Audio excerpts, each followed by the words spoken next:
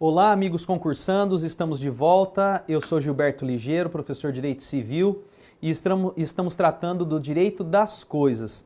Estamos falando nesses encontros de algumas generalidades sobre o direito das coisas, seus fundamentos, normatização, enfim, precisamos entender esses primeiros aspectos para adentrarmos então no estudo aprofundado dos principais fundamentos do direito das coisas, quando nós tratarmos de posse e de propriedade. Muito bem, caros amigos, nós vamos falar agora sobre uma eventual diferenciação entre os direitos reais e direitos pessoais e as suas teorias. Então vamos ao nosso slide. Nós temos aqui então, num primeiro momento, caros amigos concursandos, os fundamentos do direito das coisas. Os dois principais temas, os dois principais temas e fundamentos do direito das coisas são a posse e os direitos reais. Tanto é verdade que o Código Civil, o livro 3, ele é dividido em posse e direitos reais. Entre os artigos 1196 a 1224, nós temos a posse, e do 1225 até o 1510 nós temos o estudo dos direitos reais, ou melhor, o tratamento dos direitos reais. São os dois grandes fundamentos do direito das coisas. E dentro desse estudo de fundamentos, das generalidades, melhor dizendo, do direito das coisas, há um tema que sempre é objeto de questionamento, e, claro, além de ser objeto de questionamento, nós temos teorias que nos ajudam a entender, propriamente dito, um desses fundamentos do direito das coisas, que são os direitos reais, como nós acabamos de destacar. E essa questão está relacionada à diferenciação entre direitos reais e direitos pessoais. Veja bem, caro amigo concursando, quando nós falamos em direitos reais, direitos pessoais, nós precisamos, antes de mais nada, destacar que tanto um quanto o outro estão intimamente relacionados a um grande ramo, vamos assim dizer, que é o direito patrimonial. Tanto os direitos pessoais quanto os direitos reais. Eles estão relacionados aos bens que compõem o patrimônio das pessoas, ou bens que serão incorporados por aquisição ao patrimônio das pessoas, enfim. Tanto o direito real quanto o direito pessoal ou obrigacional estão nesse grande ramo que é do direito patrimonial. Então interessam, obviamente, a todas as pessoas e seus patrimônios. Porém, nós vamos verificar, na doutrina principalmente, uma divergência quanto aos direitos pessoais e direitos reais. Como que eles se enquadram, eles se aproximam, se diferenciam ou não, e nós precisamos identificar isso daqui. Por isso nós vamos voltar ao nosso slide para entender duas grandes teorias, duas grandes correntes doutrinárias que, de um lado, aproximam de um lado, uma dessas correntes aproxima o direito pessoal do direito real e a outra, então, faz a diferenciação propriamente dita. Nós temos, então, num primeiro momento, a chamada teoria personalista ou unitarista. A teoria personalista ou unitarista, os personalistas unitaristas, eles defendem a tese de que somente pode existir relações jurídicas entre pessoas, entre sujeitos de direito. Então, para os personalistas, somente haverá um vínculo pessoal entre o proprietário do bem e um sujeito passivo universal e o objeto dessa relação, que é o bem. Eles não admitem uma relação jurídica direta entre o proprietário e o sujeito. Então, nesse sentido, não é à toa, claro, não é à toa que o nome da tese ou da teoria é personalista, porque toda e qualquer relação jurídica somente pode ser estabelecida entre pessoas. Então, numa relação do direito de propriedade para os personalistas, de um lado há o proprietário, de outro há o sujeito passivo universal, que é o restante das pessoas que tem a obrigação de não causar nenhuma interferência no exercício do direito de propriedade, e o objeto dessa relação é o bem propriamente dito. Nesse sentido, a relação jurídica de direito de propriedade, por exemplo, se assemelha a uma compra e venda. A compra e venda que tem de um lado o comprador, de outro o vendedor. E há uma prestação, né, ou prestação em contraprestação, ou prestações bilaterais, no sentido de que o comprador tem o direito de receber o bem e o dever de pagar o preço, e o vendedor tem o direito de receber o preço e a obrigação de entregar o bem. Então vejam que as relações se estabelecem entre sujeitos.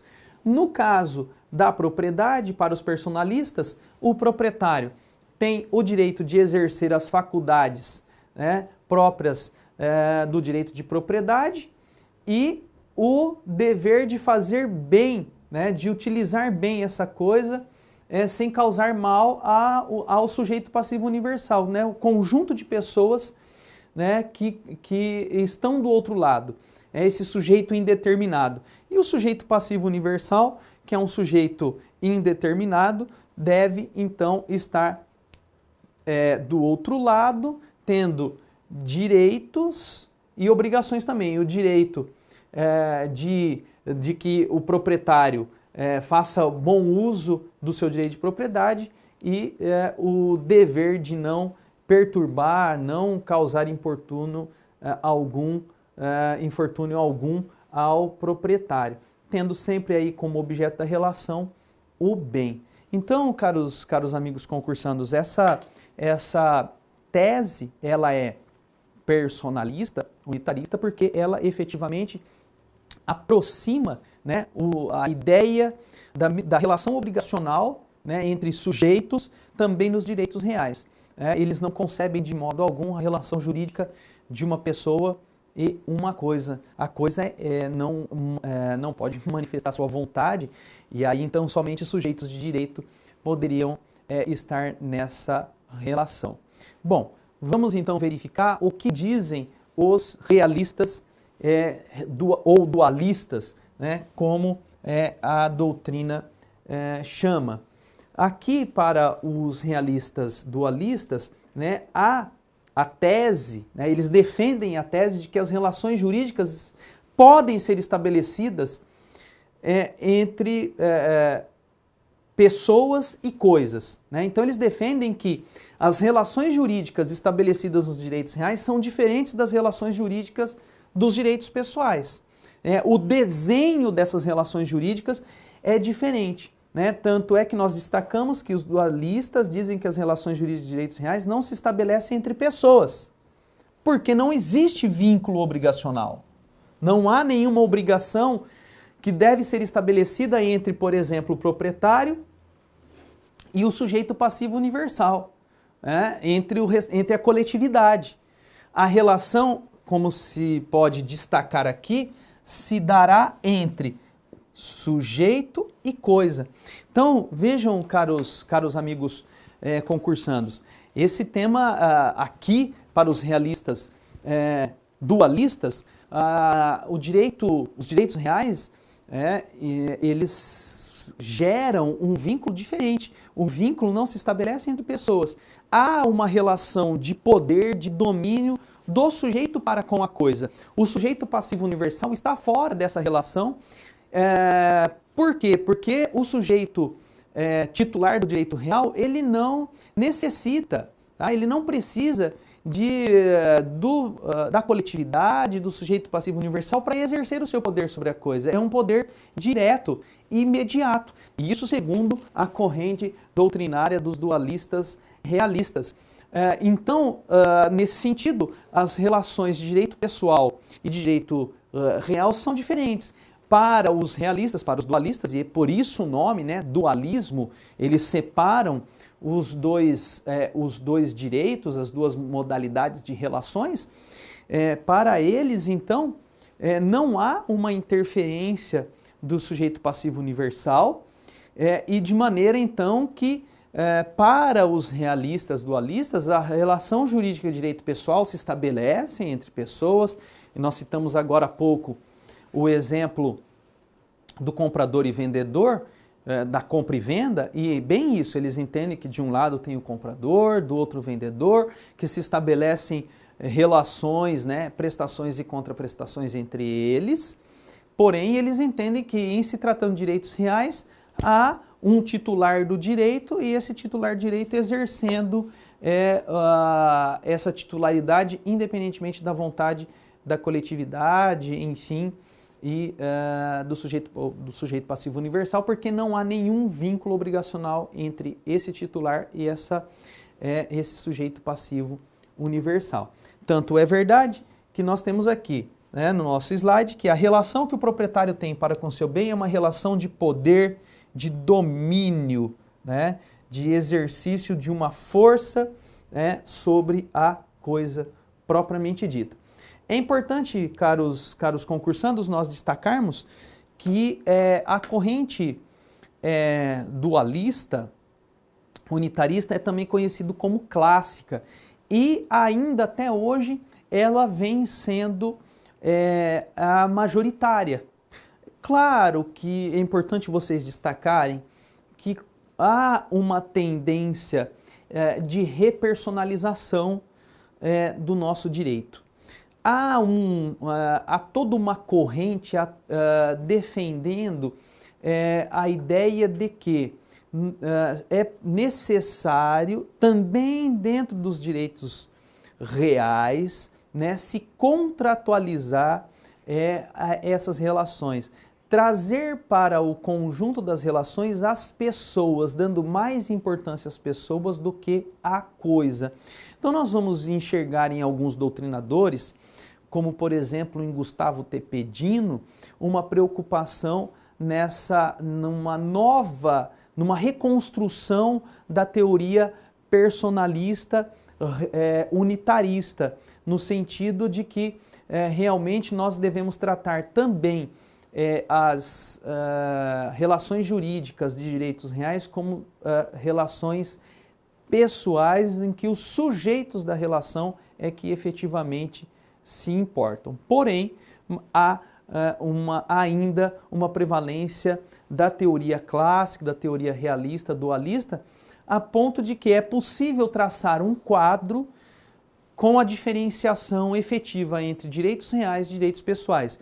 Essa é uma contribuição muito importante, muito relevante da teoria dualista e que nós vamos então passar a verificar no nosso slide aqui, um quadro diferenciador, um quadro que destaca as principais características dos direitos reais e dos direitos pessoais. Então vamos lá, caros amigos, nós podemos então verificar aqui no nosso quadro basicamente essas principais características diferenciadoras.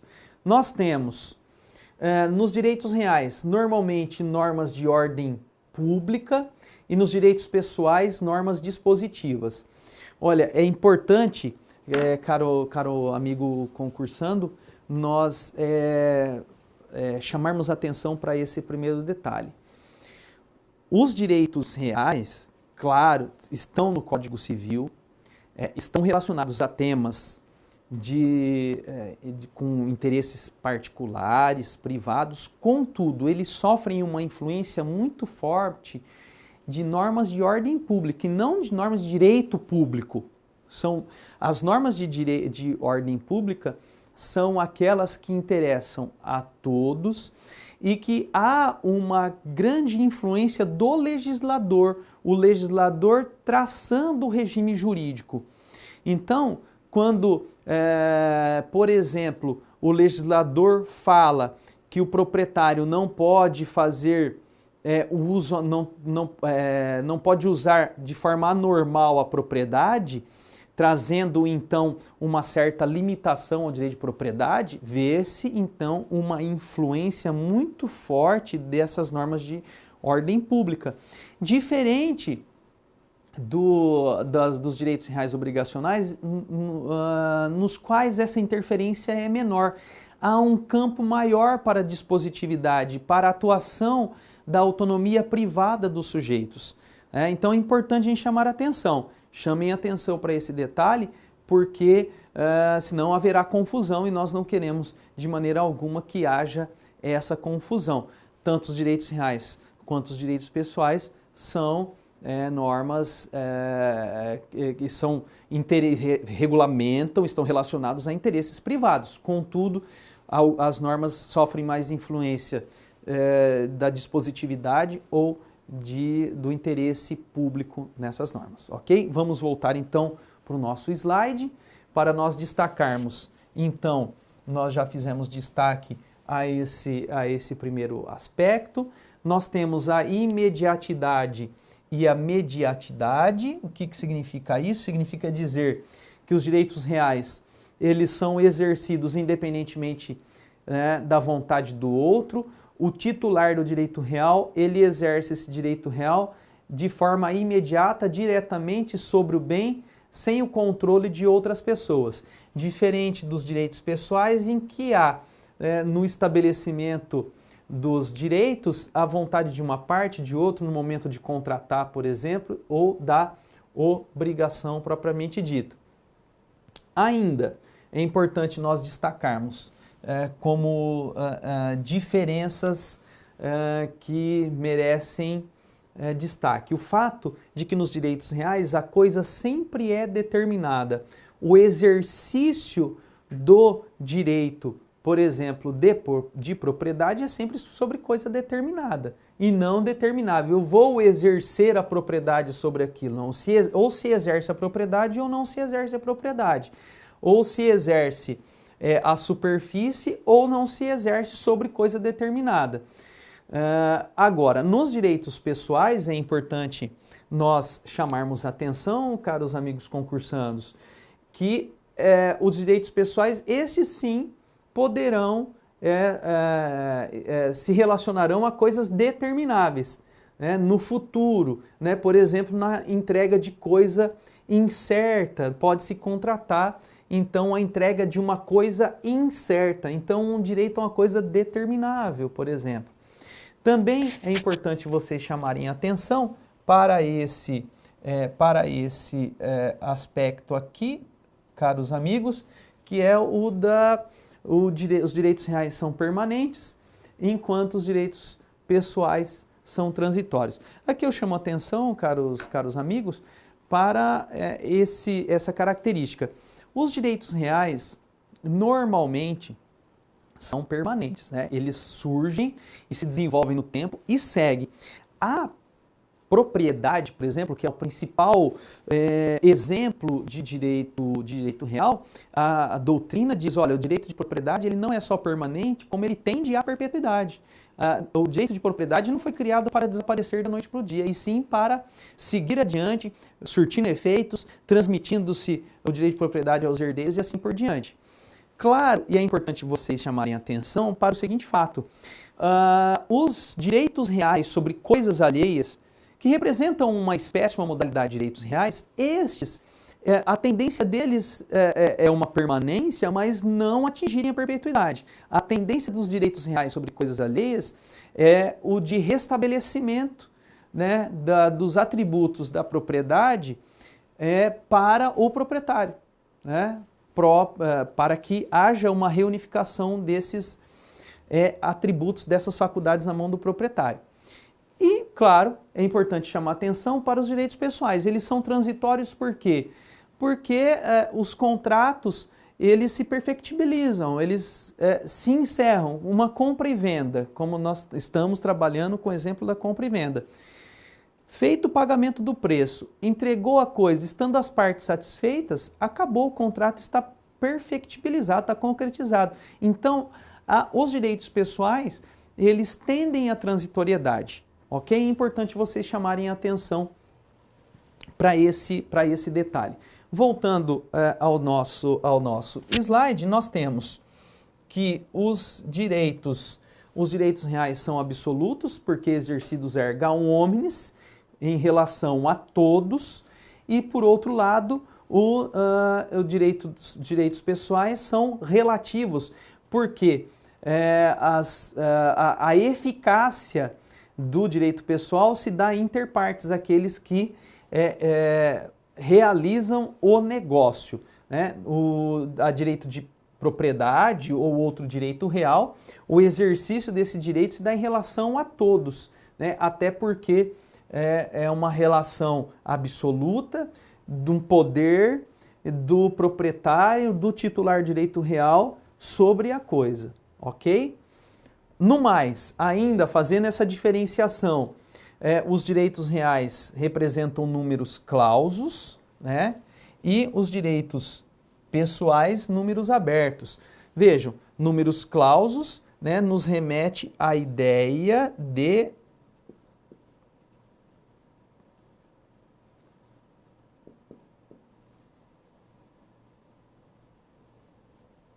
taxatividade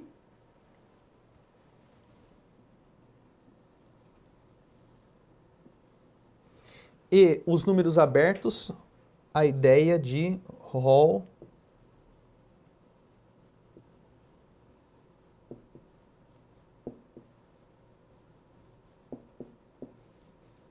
exemplificativo, ok? Então, os números clausos nos remetem à ideia de que os direitos reais são aqueles que o legislador expressamente menciona, enquanto que os números abertos, ou números apertos dos direitos pessoais estão relacionados ao quê? A situações previstas pelo legislador, né? Mas também as partes contratantes podem criar outras situações de direitos pessoais, novos contratos, por exemplo, novas contratações, novas obrigações. Ainda é importante vocês chamarem atenção, caros amigos concursandos, que nos direitos reais sempre há um direito à coisa, enquanto que nos direitos pessoais pode existir tem-se o direito a uma coisa, né? Então, é bem diferente o titular do direito real exercer o direito na coisa propriamente dita, ius in re, e exercer um direito a uma coisa, ter uma pretensão a uma coisa, própria dos direitos pessoais. Nos direitos reais, o objeto é sempre a coisa, e nos direitos pessoais, o objeto é a prestação ou a contraprestação propriamente dita. E, por último, nós temos aqui, né, é importante destacar que nos direitos reais,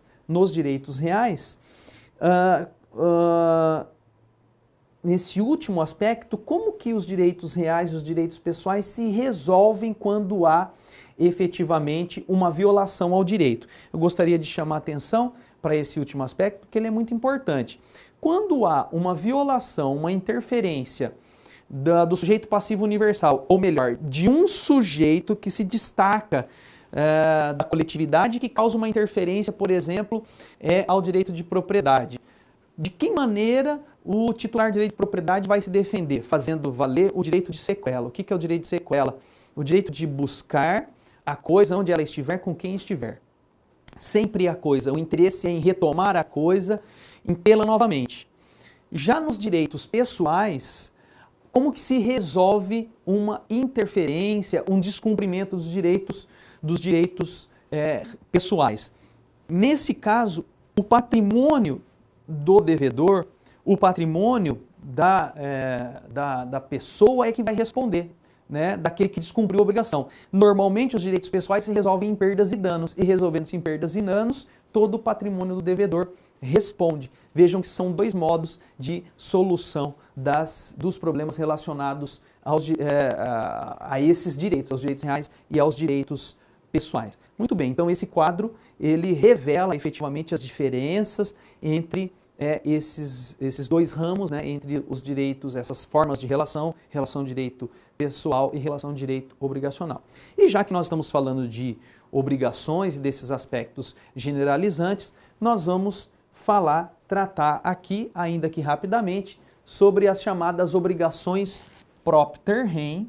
As obrigações propter rem é uma obrigação bastante interessante porque ela reúne traços, ela tem traços tanto de direito pessoal quanto de direito real. Normalmente, ela a obrigação propter rem, ela é conceituada como uma obrigação decorrente da coisa, trata-se de uma obrigação em razão da coisa. Ou seja, trata-se de uma obrigação própria do direito pessoal, mas que decorre do fato de um direito real. Por isso que ela é chamada obrigação propter rem.